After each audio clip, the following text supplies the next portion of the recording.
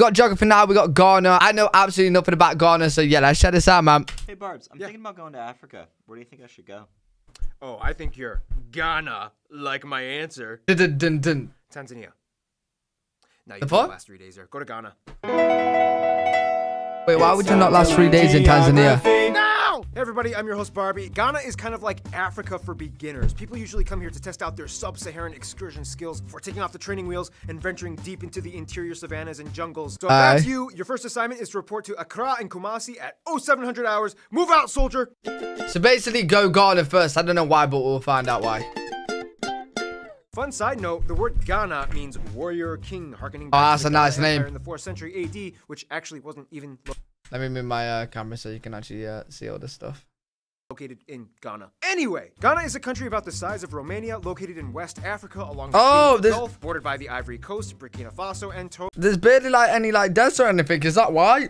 Is that why? It's not gonna be like, it's gonna be hot, but it's not gonna be like desert hot. You know what I mean? Like, Ghana is also one of the only very green that passes through the Prime Meridian, as well as Antarctica in the south. The country is made up of 10 regions with some interesting sounding capitals like Wa, Ho, and Tamale, and of course the capital Accra. Yes, Interesting. that's how you pronounce it, Accra, located in the southeast along the coast. The two largest airports are of course the capital Accra Kotoka International, and the second largest one Kumasi International, located further inland. Hey Barbs, Yeah, what's up? the colonial regions are cool and all, but tell them about the tribal and ethnic regions. You know what, Noah? I think I'll give you this one because you're the guy with the better voice.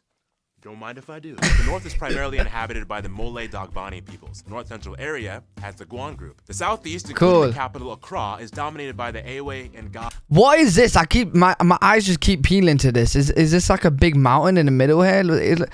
To me, it looks like fucking a meteor is hit.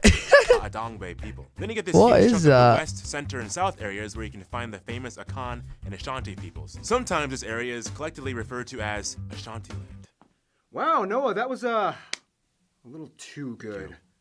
I don't want the audience liking you more than me. Get out. Now, Ghana is a constitutional republic, but nonetheless still kind of technically has a king, or disputably regional kings that act more like cultural figureheads rather than governmentally sanctioned legislators. However, these interesting. kings still do hold high positions of influence in society. Nonetheless, the most notable and powerful of all these kings would probably be the monarch Asantehene Nana Otumfuo Osei Tutu II, who rules over Ashantiland. He lives in the Shia Palace in the Ashanti capital, Kumasi. Otherwise, other notable landmarks in Ghana might include the Elmina Castle, the oldest European building in sub-Saharan Africa, built in 1482. That is the most non-castle-y castle I've ever seen in my life. That just doesn't look like a castle at all, does it? As well as the Cape Coast Castle, A little bit there. being used for importing slaves. A little bit there. Nkrumah Mausoleum with the bronze statue of Dr. Kwame Nkrumah, not to be confused with the vandalized statue of him during the coup d'etat years. Independence Arch. Kwame Wait, is that Nkrumah, what he not to be did? confused with the vandalized statue of him during the coup d'etat. Wow, so this statue, it got vandalized and then they put a head right next to it? Oh, shit. Years. Independence Arch, Usur Fort, the Kakum Canopy Walk, Tengzun Shrine, years. Independence Arch, Usur Fort, the Kakum. That looks like I'm Celebrity Get Me Out of it, actually. But, nah, in no way, bro. Canopy Walk, In no way. Shrine, and the Agbog Bloshi, the world's largest digital waste dump where criminals try to hack into confidential governmental computers. Oh, and the Kejetia Market, the largest in Africa, located in Kumasi in Ashantiland. And Ghana even has its own space center, the Ghana Science and Technology Center. And those are just the man-made landmarks. Let's see what Mother Nature brings to the table.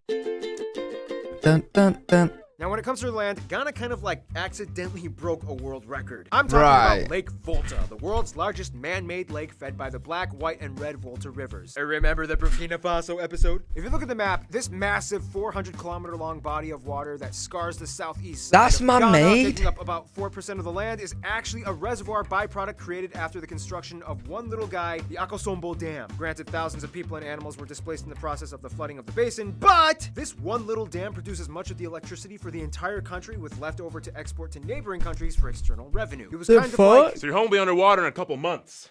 Get out! What? What? I guess it was worth it. Now, the country is divided into 4 geographic... I want to know what this is. terrestrial plains: the coastal plain, the Shanti Kwahu, the Volta Basin, and the northern plains. Basically, the south is wetter and the north is drier, sometimes even subject to those harmattan winds. Remember the Burkina Faso episode? With a more sparsely populated area, the north is home to open savannas and the largest nature reserve, Mole National Park, where you can see animals like elephants, hippos, baboons, crocodiles, and the national animal, the golden eagle. Oh my god. Mole, tamale, all these Spanish words. I'm surprised the Spanish had nothing to do with Ghana. Or did they? No, they actually literally didn't. Like almost every European country, even Sweden got in on it. You know, I think they're actually pretty okay. They had their whole side investment going on anyway, right? Ghana is also the second largest cocoa producer after the Ivory Coast. Cadbury, the company that makes those diabetically amazing Easter eggs, actually imports 90% of their cocoa from Ghana. And is actually second in Africa in gold production after South Africa. Gold plays a huge role in Ghana. In fact, the British touted the area as the Gold Coast during colonial times due to the high amount of gold reserves found throughout the country, especially in Ashanti-land. This is why you shouldn't be surprised to find more gold material in Kumasi and the surrounding areas. Of course, agriculture-wise, typical African cash crops and staples like cassava, yams, cotton, rubber, sugar, and palm oil are produced along with kenaf, the jack of all yams are eaten a lot in the UK, to be fair. All trades crop. You can use the fibers in rope, twine, crude cloth, paper, bag. Well, I say a lot, not like a lot, but in my family, it's eaten quite a bit. You can even feed it to your animals and use it as their bedding. It's kind of like jute. Remember the Bangladesh episode? Man, today is just like a reference overload. Of course, the staple dish I was gonna say plantain powder is called fufu, a starchy substance typically eaten with stews and meats. Just as a side note, fufu, which goes by many man, that looks like an ass. Fufu looks like an ass. Other different names in Africa like sadza and shima and ugali is kind of like the staple for many sub-Saharan African countries. It's like what rice is to Asians and bread is to Europeans. Oh really? Oh shit. Things like kenke dumplings, wache, and be careful when mentioning jollof rice. Make sure there are no Nigerians around. We invented it. Ours is better. The interesting thing, though, is that although historically Ghana was dominated by an agrarian and mineral extraction-based economy, they really branched out and diversified their business portfolio. In 2011, they gained the title of the world's fastest-growing economy. Now Ghana focuses on things like the manufacturing industry, electronics, technology, and recently, after an oil reserve was discovered in 2007, the hydrocarbon export sector as well, which supplies over $1.5 billion extra in state revenue. Oh my god! So wait, Ghana's got an okay, they're chilling. Lowest unemployment rates in all of Africa. Extra dollars in state revenue. This is partially why Ghana has one of the lowest unemployment rates in all of Africa at around only 6 to 8% annually. They're even slated to join the list of automobile manufacturing countries, as well as they just launched their own domestic brand, Kantanka. Otherwise, other amazing natural zones would. Well, I want to see the Kantanga. Their own domestic brand, Kantanka. Oh shit! Not bad. I kind of like the black one here. Otherwise, other amazing natural zones would include places like the Susua and Kokropite beaches, the crocodile ponds where you can... yeah. Nah. You're mad. You're really on top of that? Zones would include places like the Susua and Kokropite beaches, the Paga crocodile ponds where you can sit on lazy crocodiles that just don't care, the Boa Beng... What? Fiema Monkey Sanctuary, Wili and Kintampo Waterfalls, Lake Bosuntwe, Umbrella Rock, and when in doubt, just what if one kid? This was really good though, to be fair. I can't lie. On Lake Volta, maybe go fishing for a little bit. And it's probably best to have a local show you these areas because, you know, locals are the best, aren't they? Here's some more on them. Well, yeah, if you go, you know what? If I'm going to Ghana, I'm gonna want to have a local show me around because I don't want to go exploring by myself because I don't want to end up on some hippo's land and I fucking get eaten alive. I'm all good. Ghana is not only like Africa's training wheels, but also like Africa's first main sub-Saharan contact to Europe. And yes, the Saharan and Sahel west coast areas like Senegal and the Gambia had already been discovered, but essentially it wasn't until the Portuguese explorer Fernão Gomes came in the 15th century and established the Elmina settlement, regarded as the first European settlement in sub-Saharan Africa. Ghana has always been kind of seen as like a beacon of democracy in Africa, in which this guy handed over power to John Kufuor, making it the first peaceful democratic transition since independence in 1957, which also made them the first colonial sub-Saharan African country to gain independence from a European power. I mean, technically Liberia gained independence in the 1840s, but it was a confusing US-aided resettlement program and not so much a colony, but make of it what you will. First of all, Ghana has about 27 million people and usually scores in the top most democratic, transparent, stable, and safe nations in all of Africa. The country is made up of over 70 different tribes and over 2 Bobby, do you want to say that again? different dialects. However, most of them fall under 5 main ethnic groups. The majority belonging to the Ashanti or Akan, making up about half of the population, the Dagbani and Mole at around 17%, the Ewe at around 14%, and the remaining groups belonging to other peoples like the Ga Adangbe, Gurma, Guan, and Bassa, while the remaining 2-ish% are made up of non-Africans and whites. Also, they use the type G and D plug outlets, they drive on the right side of the road, and they use the Cedi, which is their currency, which also translates to cowrie shell, since those were used as currency at one point in time. They was currency at one point, shells. But like, what if you found them? Then you just found money? Is that how that works, or was it like really rare? Ghana is also very religious. The majority of the population, about 3/4, is Christian, mostly Protestant and Pentecostal. About 15% are Muslim, and the rest adhere to traditional beliefs and faiths. Now, each of the main people groups has a very distinct culture that contrasts with the others, along with mutually unintelligible languages. Nonetheless, English is still used for cross-communication by the majority of the population, as it was a former British colony. The most widely spoken native language, though, would have to be Twi, or various dialects of Twi, spoken by the Akan and Ashanti peoples. Some will say that it's also mutually intelligible with Fante and Brong, and it's kind of just like a dialect thing, like English from America and English from Scotland. Right, okay. There's a lot of different types of Scottish. No, I'm not even gonna try. I'm not even gonna finish. Ghana is spoken in the southeast and is said to have originated from Nigeria, whereas Ewe is a language more prevalent and indigenous to Togo. I never thought about it that way. You know, when like countries speak similar languages, I always thought the language was a bit different. It just knew. But it's like English and American English and Scottish English.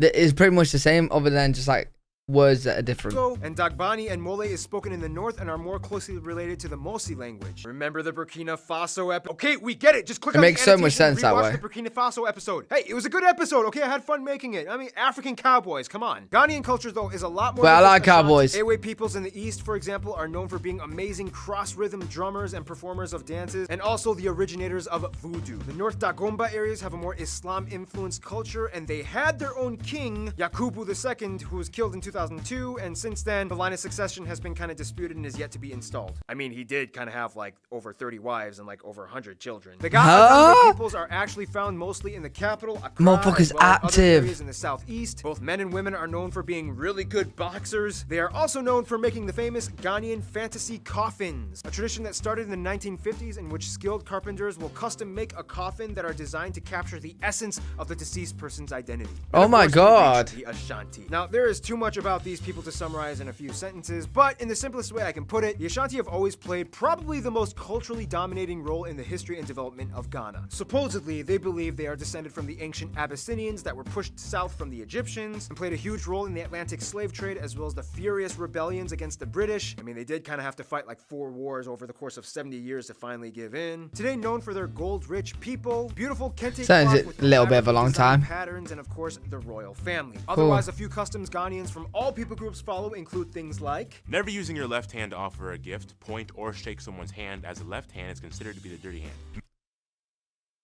But yo, wait, but I'm left-handed. What the fuck? I'm left-handed.